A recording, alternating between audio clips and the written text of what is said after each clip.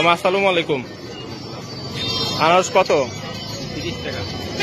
দেখেন না কোনটা কত? 30-40।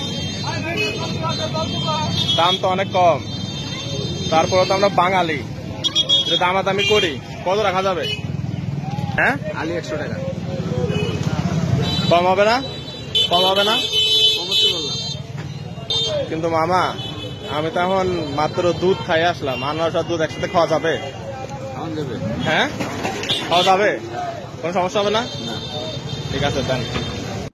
হ্যাঁ, মামা কিন্তু ঠিক কথাই বলেছে। আনারস ও দুধ একসঙ্গে খেলে বিষক্রিয়া হয়ে কেউ মারা যায়, বা দুধ খাওয়ার পর আনারস খেলে কেউ মারা যায়, এমন তথ্য পাওয়া যায়নি। এগুলো এক ধরনের ফুড ট্যাবু বা খাদ্য কুসংস্কার। আবার অনেকে বলে যে আনারস ও দুধ একসাথে মিশিয়ে খেলে পেটে ব্যথা, বমি বমি ভাব এবং ডায়রিয়া হয়। ইঁদুরের উপর একটি গবেষণা করে দেখা গেছে যে একই সাথে উভয় খাবার সম্পূর্ণ নিরাপদ। তাই এই কুসংস্কারকে পরিহার করে আনারস খাবেন, এবং তা অবশ্যই চিনি এবং লবণ ছাড়া। আনারসে প্রচুর পরিমাণে ভিটামিন সি আছে। এছাড়া এটি ক্যালসিয়াম, ফসফরাসের দারুণ এক উৎস। বাজারে এখন ছোট সাইজের মিষ্টি আনারস পাওয়া যায়, দামও কম। বেশি করে ফল খাবেন, সুস্থ থাকবেন। প্রতিদিন 1 গ্লাস দুধ খাওয়ার চেষ্টা করবেন। 1 গ্লাস দুধ খেলে দৈনিক চাহিদার 50% ভিটামিন বি12 মিলবে। সুস্থ স্নায়ুকোষ বজায় রাখতে এবং ডিএনএ তৈরির জন্য অত্যাবশ্যকীয় এই উপাদান।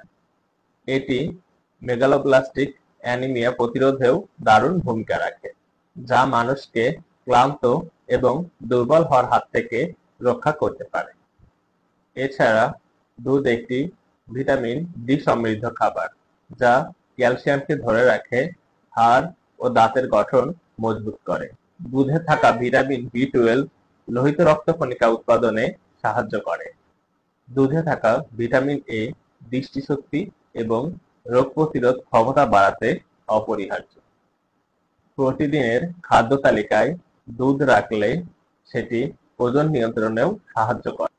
দুধে প্রোটিন এবং স্নেহজাতীয় উপাদানের কারণে সেটি দীর্ঘ সময় পেটে থাকে, ফলে ক্ষুধা কম লাগে। এছাড়া দুধের প্রায় 90% পানি, ফলে শরীরে তরল বা পানি চাহিদা পূরণে এটি খুবই কার্যকরী। সুস্বাস্থ্যের জন্য প্রতিদিন 1 গ্লাস দুধ খেতে পারেন। ভিডিওটি ভালো লাগলে লাইক, কমেন্ট, শেয়ার করবেন, পেজটিকে ফলো করবেন। সবাই আমার জন্য দোয়া করবেন।